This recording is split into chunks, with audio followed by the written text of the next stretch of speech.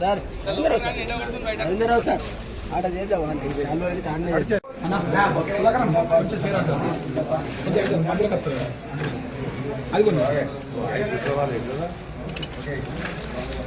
ప్రారంభంలో కలిసి పనిచేసిన మళ్ళీ కలిసి పనిచేసే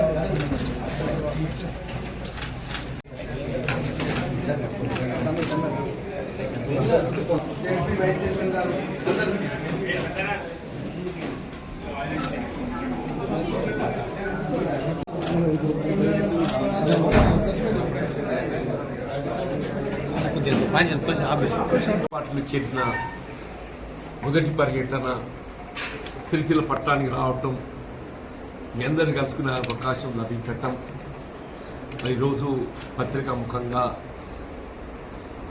వాస్తవంగా ఏదైతున్నదో ఈ కాళేశ్వరం ప్రాజెక్టు పట్ల అపోహలు సృష్టించి ఒక కుట్రపూరితంగా వల్ల తెలంగాణ రాష్ట్ర ఏర్పాటు ఉద్యమ నేత బీఆర్ఎస్ పార్టీ అధ్యక్షులు వాస్తవంగా తెలంగాణ రాష్ట్రానికి జీవనాధారమైనటువంటి ఈ కాళేశ్వరం ప్రాజెక్ట్ నిర్మాణానికి చొరవ చూపెట్టినటువంటి కేసీఆర్ గారి పట్ల కొంత ఒక కుట్రపూరితంగా దోషికి ఎత్తి చూపాలైతే ప్రయత్నం చేయడం జరిగిందో దాన్ని నిన్నటి రోజు రాష్ట్ర అత్యున్నతమైనటువంటి న్యాయస్థానం హైకోర్టు పటాపంచలు చేస్తూ ఏ పీసీ ఘోష్ కమిషన్ నివేదిక ఆధారంగా దోషికి ఎత్తి చూపాలని ప్రయత్నం చేయడం జరిగిందో ఆ పీసీ ఘోష్ కమిషన్ నివేదికకు చట్టబద్ధత లేదు, దాని ఆధారంగా ఏ విధమైన చర్యలు తీసుకునేటువంటి అవకాశం లేదు అని చెప్పని పేర్కొనడం ఏదైతుందో ఒక విధంగా ఇది రేవంత్ రెడ్డి గారి ప్రభుత్వానికి చెంపపెట్టు లాంటిదని చెప్పండి. మన మిత్రుడు ఆగయ్య గారు ఇక్కడ జిల్లా బీఆర్ఎస్ పార్టీ అధ్యక్షులుగా, అంటే మా మిత్రులు రవీంద్రరావు గారు సుదీర్ఘ కాలంకెళ్ళి నాకు అత్యంత సన్నిహితులు, టెస్కాప్ చైర్మన్గా వారు సేవలు అందించిండ్రు. ఇక్కడ నూతనంగా మున్సిపల్ చైర్పర్సన్గా బాధ్యతలు చేపట్టినటువంటి చైర్పర్సన్ గారు, వైస్ చైర్పర్సన్ గారు, కౌన్సిలర్ సోదరులు సోదరిమణులు, పట్టణ బీఆర్ఎస్ పార్టీ అధ్యక్షులు, మాజీ జిల్లా ప్రజా పరిషత్ చైర్పర్సన్, వైస్ చైర్పర్సన్, వివిధ హోదాల్లో ఉన్నటువంటి బీఆర్ఎస్ పార్టీ నాయకులు అందరూ కూడా చెప్పంటున్నాయి. ఈరోజు హృదయపూర్వకంగా నమస్కారం చెప్తూ మిత్రులు ఆగయ్య గారు, రవీంద్రరావు గారు చాలా విషయాలు చెప్పారు. ఇంకా కొన్ని దాన్ని జోడిస్తాను చెప్పండి. అంటే వాస్తవంగా ఆనాడు ఉమ్మడి రాష్ట్రంలో వైఎస్ రాజశేఖర రెడ్డి గారు ముఖ్యమంత్రి ఉండగా తెలంగాణ రాష్ట్రానికి జీవనాధారమైనటువంటి ఒక ప్రాణహిత నది జలాలను మళ్లింపు చేయాలనేటువంటి యొక్క భావన సంకల్పంతో తుమ్మడిహెట్టి వద్ద 152 మీటర్ల ఎత్తుతోని బ్యారేజ్ నిర్మాణం చేయగలిగినట్టయితే మన ఇల్లంపల్లి వరకు ఒక లిఫ్ట్తో నీరు వస్తుందని చెప్పి భావించారు. ఆనాడు మహారాష్ట్రలో కాంగ్రెస్ ప్రభుత్వం, ఆనాటి నుండి కూడా మహారాష్ట్ర ప్రభుత్వం ఏదైతుందో 152 మీటర్ల ఎత్తుతో బ్యారేజ్ నిర్మాణం చేయడం సాధ్యం కాదు, వాళ్ళు కేవలం 148 మీటర్ల వరకు మాత్రమే ఈ బ్యారేజ్ నిర్మాణానికి వారి యొక్క ఆమోదం తెలపడము, దాని పర్యవసానం ఏదైతుందో ఉమ్మడి రాష్ట్రంలో దశాబ్ద కాలం గడిచినా కానీ మనం కాలువలై తవ్వుకున్నాం, కానీ బ్యారేజ్ నిర్మాణానికి ఏదైతుందో వీళ్ళ పురోగతి ముందుకు పోలేకపోయినాం. మనం కారణం ఏంటంటే మహారాష్ట్ర ప్రభుత్వం 145 మీటర్లు మించి పైకి మనం బ్యారేజ్ నిర్మాణం చేయడానికి వారు అంగీకరించకపోవడం. వీళ్ళు తెలంగాణ రాష్ట్రం ఏర్పడిన తర్వాత రాష్ట్ర ముఖ్యమంత్రి వర్యులు ఆనాటి తెలంగాణ రాష్ట్ర ఉద్యమ నేత కేసీఆర్ గారు ఏదైతుందో మరొక్కసారి మహారాష్ట్ర ప్రభుత్వంతో చర్చలు చేసి భవిష్యత్తు ప్రణాళిక రూపొందిస్తుందామని చెప్పని ఏదైతే ముందుకు పోవడం జరిగిందో అప్పుడు ఇరిగేషన్ శాఖ మంత్రులు హరీష్ రావు గారు సుదీర్ఘమైన చర్చల తదుపరి కూడా వీళ్ళు తుమ్మడిహెట్టి వద్ద ఏ పరిస్థితులలో కూడా 145 మీటర్ల కంటే ఎత్తు పెంచుకోవడానికి మాత్రం వీల్లేదు. మీరు దిగువన నీరు ఎంత లభ్యత ఉన్నా వినియోగించుకోవద్దని చెప్పని మహారాష్ట్ర ఒక ఒప్పందానికి వచ్చింది.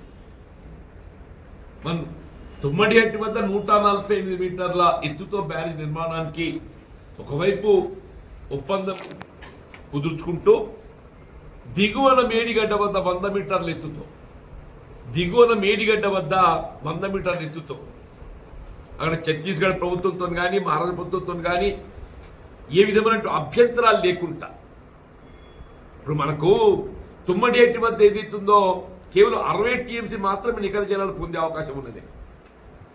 తుమ్మడిహట్టి వద్ద కేవలం 60 టీఎంసీ మాత్రమే నికర జలాలు పొందే అవకాశం ఉంది. అదే దిగువ మేడిగడ్డకు వస్తే 300 టీఎంసీ పైన అక్కడ. ఎందుకంటే ఈ ప్రాణహిత తోడు మన గోదావరి నది జలాలు కూడా సంగమం కలుస్తాయి, మానేరు నది జలాలు కూడా కలిసే అవకాశం ఉంది అక్కడ. కాబట్టి అక్కడ మన పుష్కలంగా నీరు లభ్యత ఉన్నది. ఇప్పుడు మేడిగడ్డ వద్ద బ్యారేజ్ నిర్మాణం చేయడంతో మనకు ఒక 2 లిఫ్ట్లు అదనంగా మనకు భారం పడుతుంది. కానీ ఈ 2 లిఫ్ట్ల అదనం భారం పడ్డప్పటికీ కూడా యావత్ తెలంగాణ రాష్ట్రాన్ని సస్యశ్యామలం చేసే విధంగా దాదాపు 37 లక్షల ఎకరాల నీటి లభ్యత సాగు, అట్లే త్రాగునీటి కొరకు, పారిశ్రామిక అవసరాల కొరకు, హైదరాబాద్ నగర అవసరాల కొరకు మనం ఇంతైనా నీరు పొందే అవకాశం ఉన్నట్టుగా మేడిగడ్డ వద్ద బ్యారేజ్ నిర్మాణం చేస్తే భవిష్యత్ తరాలకు మన గోదావరి నదీ జలాలపై హక్కు పొందబోతామని చెప్పి అంటున్నాడు. అంటే కేసీఆర్ గారి దూరదృష్టాలను ఏంటంటే మేడిగడ్డ వద్ద గట్ట మనం బ్యారేజ్ నిర్మాణం చేసుకుంటే గోదావరి నదీ జలాలపై మనం ఏ 300 టీఎంసీ నీటిని వినియోగించుకునే అటువంటి ఒక అవకాశం, అనుమతులు పొందుతున్నామో మనం హక్కు పొందబోతామని చెప్పి అంటున్నాడు.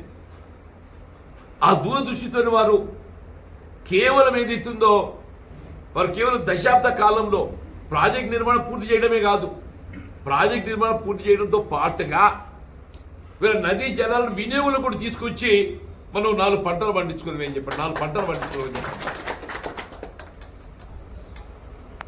ఏదైతున్నదో మనకు తుమ్మడిహట్టి వద్ద నీరు లభ్యత ఆశించిన మేరకు లేకపోవటం, వీళ్ళ మేడిగడ్డ వద్ద నీరు ఏదైతుందో మనకు పుష్కలంగా లభించటం, ఇవన్నీ దృష్టిలో పెట్టుకొని వీళ్ళ జాతీయ వనరులు అంటే సిడబ్ల్యూసి అనుమతులకు అనుగుణంగా, సెంట్రల్ వాటర్ కమిషన్ అనుమతులకు అనుగుణంగా వీళ్ళ నిర్మాణం కూడా ఏదైతుందో మనం పవర్ ఫైనాన్స్ కార్పొరేషన్కి వెళ్ళి కొత్త రుణ సదుపాయం పొందినమే.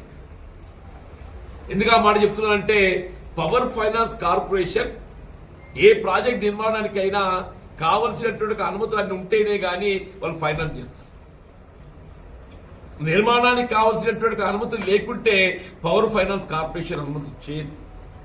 వీళ్ళు పవర్ ఫైనాన్స్ కార్పొరేషన్ తోని మనం రుణ సదుపాయం పొందగలిగినాము అని చెప్పారంటే నిర్మాణానికి కావాల్సినటువంటి అనుమతులు అన్ని కూడా మనం పొందడంతోనే మన పవర్ ఫైనాన్స్ కార్పొరేషన్ కానీ జాతీయ బ్యాంకులే కానీ మన రుణ సదుపాయం పొందడం జరిగిందని. ఇప్పుడు కాళేశ్వరం ప్రాజెక్టే ఇప్పుడు మిత్రులు పేర్కొన్నట్టు ఇది ఒక 100 కాంపోనెంట్స్ ఉన్నాయి అందులో. కాళేశ్వరం ప్రాజెక్ట్ అంటే వీళ్ళు కేవలం మేడిగడ్డ, అన్నారం, సుందిల్లే కాదు. మేడిగడ్డ, అన్నారం, సుందిల్ల, ఎల్లంపల్లి, నందిమేడారం, మన ఎల్ఎండి, మిడిబానేర్, వరద కాల్వ, మల్లన సాగర్, రంగనాయక సాగర్, కొండపోచమ్మ సాగర్, ఇట్లా చెప్తూ పోతుంటే ఏదైతుందో 100 కాంపోనెంట్స్ ఉన్నాయి అందులో. ఈ 100 కాంపోనెంట్లలో మేడిగడ్డ ఒక కాంపోనెంట్. మేడిగడ్డ బ్యారేజ్ నిర్మాణానికి మనకు అయిన వ్యయం 4,000 కోట్లు. మేడిగడ్డ బ్యారేజ్ నిర్మాణానికి మనకు అయిన వ్యయం 4,000 కోట్లు అని చెప్పండి. ఈ 4,000 కోట్లలో ఒక 2 పియర్సే అక్కడ శాండ్ ఎరోజన్ తో వరదలు అతిగా వచ్చి శాండ్ ఎరోజన్ సాంకేతిక కొంత సమస్యలు ఉత్పన్నం కావడంతో ఒక 2 పియర్స్ ఏదైతుందో క్రాక్ వచ్చింది. అంటే అది మరమ్మతు చేయాలి అని చెప్పారంటే కేవలం ఒక మనం 300-400 కోట్లతో మరమ్మతు చేయగలిగే అవకాశం. ఈ 2 పియర్స్ క్రాక్ రావు. అంటే ఇంకొకటి కూడా గమనించాల్సింది ఏంటంటే ఈ మేడిగడ్డ బ్యారేజ్ నిర్మాణం వీళ్ళ దేశంలోనే కాదు ప్రపంచ వ్యాప్తంగా వీళ్ళ ప్రఖ్యాతి గాంచినటువంటి ఒక నిర్మాణ సంస్థ ఎల్ఎన్టీ నిర్మాణం చేసింది. ఈ నిర్మాణం చేసింది ఎల్ఎన్టీ నిర్మాణం చేసింది. L and T is a public undertaking company. అది ఎల్ఎన్టీ పబ్లిక్ అండర్టేకింగ్ కంపెనీ, అదేదో ప్రైవేట్ యాజమాన్య సంస్థ కాదది. వాళ్ళ అనుమతులు, సాంకేతిక పరిజ్ఞానం, సాంకేతిక అనుమతులు అవన్నీ కూడా చూసుకొనే వాళ్ళు టెండర్ ఆమోదం ముందుకు పోవడం దొరుకుతుందని చెప్పంటున్నారు. ఇక్కడ ఇంకో గమనించదగ్గ విషయం ఏంటంటే దీని నిర్వహణ భారం కూడా ఏదైతుందో వాళ్ళపై ఉన్నది. నిర్వహణ భారం ఏదైతుందో 3 సంవత్సరాల వరకు ఆ నిర్మాణ కాంట్రాక్టర్ పై భారం ఉన్నది. ఈ డిఫెక్ట్ లయబిలిటీ పీరియడ్ ఏదైతుందో వాళ్ళపై ఉన్నది. అంటే మనం ఏ 400 కోట్ల భారం పడుతుందని చెప్పి మనం భావిస్తున్నామో ఆ 400 కోట్ల భారం కూడా వాళ్ళే భరించే అవకాశం ఉన్నది. ఇవన్నీ మనకు అవకాశాలు ఉండి మన మేడిగడ్డ కాళేశ్వరం ప్రాజెక్ట్ వినియోగానికి సంబంధించి రాష్ట్రంలో కాంగ్రెస్ ప్రభుత్వం ఏర్పడి 30 మాసాలు గడుస్తుందమ్మా. I was part of it earlier in the Congress party. మేము కూడా తుమ్మడి వద్ద బ్యారేజ్ నిర్మాణం చేస్తే బాగుంటుందని చెప్పని భావించాం. మరి వేళ కాంగ్రెస్ ప్రభుత్వం ఏర్పడ్డది, రేవంత్ రెడ్డి గారు ముఖ్యమంత్రి అయింది. వీళ్ళ కాంగ్రెస్ పార్టీ ఎన్నికల ప్రణాళికలో తుమ్మడి వద్ద బ్యారేజ్ నిర్మాణం చేయడం ప్రాధాన్యత అంశంగా ఎన్నికల ప్రణాళికలో పేర్కొన్నారు. అది నిజంగానే సాధ్యమైనట్టయితే మరి రేవంత్ రెడ్డి గారు ఏదైతుందో 30 మాసాలు గడుస్తుంది, 3 బడ్జెట్లు ఇవాళ ఆమోదం పొందిండ్రు. మీరు తుమ్మడి వద్ద బ్యారేజ్ నిర్మాణానికి ఎందుకు మీరు ఉపక్రమించలేదని చెప్పంటారు? ఎందుకు ఉపక్రమించలేదని చెప్పంటారు? ఇది అంటే మీ వైఫల్యానికి నిదర్శనం కాదని చెప్పంటారు. నేను వీళ్ళు ఏమైందంటే పోయిన 2 సంవత్సరాల అదృష్టం ఏంటంటే మన ప్రకృతి సహకరించింది. అదృష్టం కొద్ది వర్షాలు ఏదైతుందో అనుకూలంగా మనకు సహకరించినాయి. కరువు అనేది మనకు కనబడి రాలేదమ్మా, అదృష్టం సహకరించింది. మరి ఒక ప్రభుత్వ అధినేత ఏదైతుందో అలాంటి కేసీఆర్ గారు దూరదృష్టితోని రేపు ఎప్పుడే సమయం ఎట్లొస్తుందో, కరువు వస్తే ఏదైతుందో తెలంగాణ రాష్ట్రానికి మరి ఏ విధంగా జలవను పొందగలుగుతామని చెప్పిన భావనతో ఏదైతుందో మరి మేడిగడ్డ వద్ద మరి బ్యారేజీ నిర్మాణం చేసి దాని ఎగువకు అన్నారం సుందిల్ల ద్వారా ఎల్లంపల్లి తరలించి నీటిని తెలంగాణ రాష్ట్రాన్ని వినియోగించే విధంగా కార్యాచరణ రూపొందించి అమలు చేసి మరి రేవంత్ రెడ్డి చిత్తశుద్ధి ఏమైంది అంటున్నాను. నువ్వు తుమ్మడి వద్ద బ్యారేజీ నిర్మాణం చేయవు, అది నీ వైఫల్యం, నీ అసమర్థత. మరి అది చేయలేనప్పుడు మనకున్న ఏకైక మార్గం ఏంటి? మేడిగడ్డ పునరుద్ధరణ. మీరు ఎప్పుడైతే తుమ్మడి వద్ద బ్యారేజ్ నిర్మాణం చేయడం సాధ్యం కాలేదో అలా నిర్మాణం చేసిన మీకు వచ్చే నీరెంత? 60 TMC. చేసిన మీకు ఎంత నీరు వస్తుంది? 60 TMC మించి వచ్చే అవకాశం లేదు అక్కడ. మన అవసరాలు ఎంత? దాదాపు 200-300 TMC మన అవసరాలు ఉన్నాయి. మీరు ఎంతవరకు కేసీఆర్ గారి దోషిగా మరి ఏ విధంగా వారిని ఎత్తి చూపగలుగుతామనేటువంటి ఒక కుట్రపూరితమైన ఆలోచన తప్ప ఈ తెలంగాణ రాష్ట్ర రైతాంగ భవిష్యత్తు, తెలంగాణ రాష్ట్ర ప్రజల భవిష్యత్తు మీకు ఆలోచన పరిజ్ఞానం ఉండాలని ఉండద్దే. 30 మాసాలు గడిచింది, 3 ఎండాకాలాలే. 3 ఎండాకాలాలు ఎప్పుడు బ్యారేజ్ నిర్మాణం చేయాలన్నా మన మరమ్మతు చేయాలన్నా మనం వేసోలు చేస్తామే. 24 ఎండాకాలం పోయింది, 25 ఎండాకాలం పోయింది, 26 పోతుంది. 3 పోయినట్టు కదమ్మా.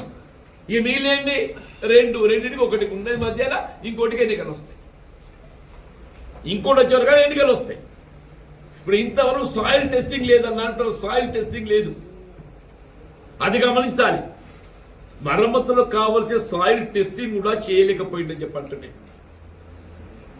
ఏ ఎన్డీఏఎస్ఏ సాకు తీసుకునే ప్రయత్నం చేసిండ్రో నేషనల్ డ్యామ్ సేఫ్టీ అథారిటీ వాళ్ళు సంవత్సరం కాలం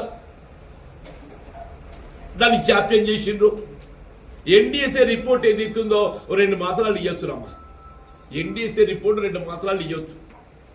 వాళ్ళు 2 మాసాలు ఇవ్వాల్సిన రిపోర్ట్ ఏదైతుందో వాళ్ళు సంవత్సర కాలం తీసుకున్నారు. వాళ్ళు రిపోర్ట్ ఇచ్చి సంవత్సర కాలం గడుస్తుంది.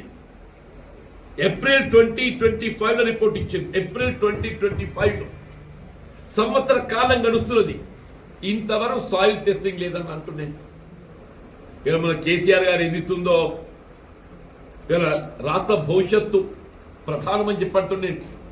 వారికి ఏదిస్తుందో తెలంగాణ రాష్ట్ర ఏర్పాటు సాధనే కాదు, ఈ రాష్ట్ర భవిష్యత్తు నిర్మాణం కూడా బాధ్యతగా ఎంచుకొని ఇవాళ ప్రాజెక్ట్ నిర్మాణమే కానివ్వండి, రైతాంగానికి దేశంలో ఎక్కడ లేని విధంగా ఏదైతుందో పెట్టుబడి సమకూర్పే కానివ్వండి, ఇవాళ ప్రమాద బీమానే కానివ్వండి, అంటే రైతుకి ఏదైతే చనిపోతే 5 లక్షల రూపాయల బీమా సదుపాయం ఎక్కడ లేదమ్మా అంటున్నాను.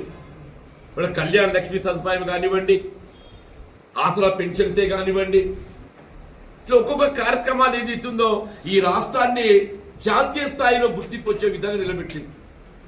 ఇవాళ కేవలం 2 సంవత్సరాల కాలంలో ఇది తిరోగమన చర్య పోతుంటే అది తట్టుకోలేకపోతుంది. ఇవాళ కేవలం 2 సంవత్సరాల కాలంలో తిరోగమన చర్య పోతుంటే ఎంతవరకు రేవంత్ రెడ్డి గారు ఏదిస్తుందో ఎన్నికల ప్రణాళికలో పేర్కొన్నట్టుగా ఈ అంశం కూడా అమలు చేసే ప్రయత్నం చేయకుండా హైడ్రా పట్టుకుండా, హైడ్రా ఎన్నికల ప్రణాళిక లేదు. నువ్వు నిజంగానే ఎక్కడ భూములు ఆక్రమణకు గురైనట్టయితే తొలగించు, దర్ ఇస్ నో రాంగ్. కానీ ఏదైతే నిరుపేద వర్గాలను ఏదైతుందో వాళ్ళను అక్రమంగా తొలగించి వాళ్ళకు ఏ వసతి లేకుండా చేయడం సమంజసమేనా? నువ్వు ఉన్నోన్ని ఎవరిని పట్టుకోవు, ఉన్నోన్ని బఫర్ జోన్లు ఎవరైనా నిర్మాణం చేసుకుంటావు అని జోలికి పోవు.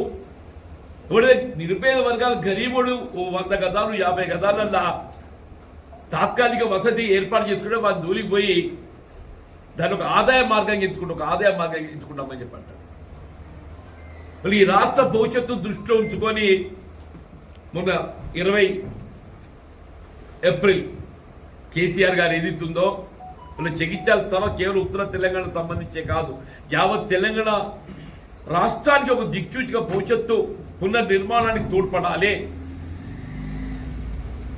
పునర్నిర్మాణం తోడ్పడే భావనతో ఏదైతుందో వారు ఆవేదనతో అసలు రాష్ట్రం ఏమవుతుంది, భవిష్యత్తు ఏం కావాలి, దీన్ని ఏ విధంగా మనం నిర్మాణం చేసుకోవాలి, పునర్నిర్మాణం చేయాలనేటువంటి ఒక సంకల్పంతో జగిత్యాల సభ ఏర్పాటు చేస్తే రేవంత్ రెడ్డి గారు నిద్ర లేచినట్టు నటన, నిద్ర లేచినట్టు 2 ఏళ్ళు నిద్రపోయిండమ్మా, 2 ఏళ్ళు నిద్రపోయిండు. ఇవాళ ఎల్లినో ప్రభావం చెప్పేది కరువు వస్తుందని చెప్పి పత్రికలో మనం గమనిస్తున్నాం. ఎల్లినో ప్రభావం చెప్పారు. ఆ ఎల్లినో ప్రభావంతో నేను కరువు ఇచ్చినట్టయితే ఇలా రాష్ట్ర ప్రజలు ఈ రేవంత్ రెడ్డి గారిని క్షమించేట్టుగా సమస్య ప్రసక్తి ఉత్పన్నం కాదు. కాబట్టి ఏది ఇస్తుందో ఏదో ఒకటి చేసినట్టు కనబడాలని చెప్పని ఆడికి వచ్చింది మేడిగడ్డ. మరి వచ్చిన దాన్ని నిర్మాణాత్మకంగా దాన్ని పరిశీలించి సలహాలు సూచనలు చేయాలి కదా. దానికి రాజకీయ వేదిక ఎంచుకున్నాడు. నువ్వు మేడిగడ్డకు వచ్చింది, మేడిగడ్డ పునర్నిర్మాణానికి ఏదైతుందో దాన్ని పరిశీలించి సలహాలు సూచనలు ఆదేశాలు జారీ చేసి నిర్మాణానికి ఉపక్రమిస్తావా? నేను కేసీఆర్ ఉడిచిస్తా ఇదెక్కడ పాపంలా. ఇలా ప్రతిపక్షాలు ఏదైతుందో ప్రజాస్వామ్యుతంగా పరిణమిల్లాలి, అవి బలంగా ఉండాలని కోరుకోవాలి. ప్రతిపక్షాలు ఎంత మేరకు బలంగా ఉంటే పాలపక్షం అంత బాధ్యతాయుతంగా పనిచేస్తుంది. ప్రతిపక్షాలు ఎంత బలంగా ఉంటే ప్రజాస్వామ్యంలో పాలక పక్షం అధికార పార్టీ ప్రభుత్వం ఏదైతుందో అంత బాధ్యతాయుతంగా పనిచేస్తుంది. అదివో ఏదైతుందో మరి ఇంత ఈర్ష్య ఎట్లనే నువ్వు చేయవు చేసిన మీద ఏదైతుందో ఇవాళ కుట్రలు కుతంత్రాలు ఈర్ష్య ద్వేషాలు. ఇవాళ నిజంగానే పీసీ ఘోష్ కమిషన్ నివేదిక ఏదైతుందో నువ్వు ఏ కుట్రతోనైతే ఆనాటి ప్రభుత్వ కేసీఆర్ గారికి హరీష్ రావు గారికి కానీ మీరు సంబంధిత అధికారులకు ఒక విధమైనటువంటి ఒక దోషుల చిత్రీకరించాలని ప్రయత్నం చేసినావు. ఇలా హైకోర్టు రాష్ట్ర అత్యున్నతమైన న్యాయస్థానం ఇలా పీసీ ఘోష్ కమిషన్ నివేదిక ఆధారంగా మీరు ఏ విధమైన చర్యలు చేపట్టడానికి అవకాశం లేదు స్పష్టంగా పేర్కొన్నది. పీసీ ఘోష్ కమిషన్ నివేదిక ఆధారంగా కాళేశ్వరం ప్రాజెక్టు సంబంధించి మీరు ఎవరి మీద ఏ విధమైనటువంటి ఒక చర్యలు చేపట్టే అవకాశం లేదు. అంటే ఏ విధమైన నేర ఆధారితమైనటువంటి యొక్క ఆధారాలు అందులో లేవు, ఏ విధమైన నేర ఆధారితమైన ఆధారాలు అందులో లేవు. అంత స్పష్టంగా పేర్కొందని చెప్పి అంటున్నాను. ఇక్కడ మొత్తం తెలంగాణ రాష్ట్రానికి జీవనాధారం కాళేశ్వరం ప్రాజెక్ట్. ఇప్పుడే కళ్ళు తెరువు అని చెప్పండి, ఇప్పుడే కళ్ళు తెరువు అని చెప్పంటున్నా. ఆ మేడిగడ్డ పునరుద్ధరణ ఏ విధంగా చేస్తావు, అన్నారు సుందీలు ఏ విధంగా వినియోగంలోకి వస్తుంది, అది ఆలోచన చేయమని చెప్పంటున్నా నేను. అది ఆలోచన చేయకుండా ఏది ఇస్తుందో నీ ఎన్నికల ప్రణాళిక చేసిన వాగ్దానం అమలు చేసి ప్రయత్నం చేయమని చెప్పంటున్నావు. అది చేయకుండా ఏది ఇస్తుందో నీకు ఎప్పటికీ ఏది ఇస్తుందో కళలో కేసీఆర్ కనబడతాడు రేవంత్ రెడ్డికి. రేవంత్ రెడ్డి గారి కళ ఎవరు కనబడతారు? కేసీఆర్ కనబడతారు. అబ్బా కొడుకు మళ్ళీ కేసీఆర్ వచ్చా, మళ్ళీ కేసీఆర్ వచ్చా. నువ్వు సకనోడు అయితే అంత తొందరగా కేసీఆర్ గుర్తుకొస్తాడా? ఏదైనా ఇప్పుడు 6 దశాబ్ద కాలం తర్వాత ఇంకా మెరుగైన పాలన, మేమందరం కూడా ఉన్నాం. మేము కేసీఆర్ గారు 2 పర్యాయాలు ముఖ్యమంత్రి ఏదైతుందో ఈ రాష్ట్రాన్ని జాతీయ స్థాయిలో అంతర్జాతీయ స్థాయిలో నిలబెట్టడం జరిగిందో ఇంతకంటే మెరుగైతే బాగుంటుంది. వీళ్ళు పెట్టుబడి సహాయం 10,000 ఇచ్చిండ్రా, ఇంకో 5,000 ఎక్కువ చేసి 15,000 ఇస్తే బాగుంటుంది కదా అని చెప్పి అనుకున్నామే అంటూ నేను. కేసీఆర్ గారు ₹1,00,000 రుణమాఫీ చేసిండా?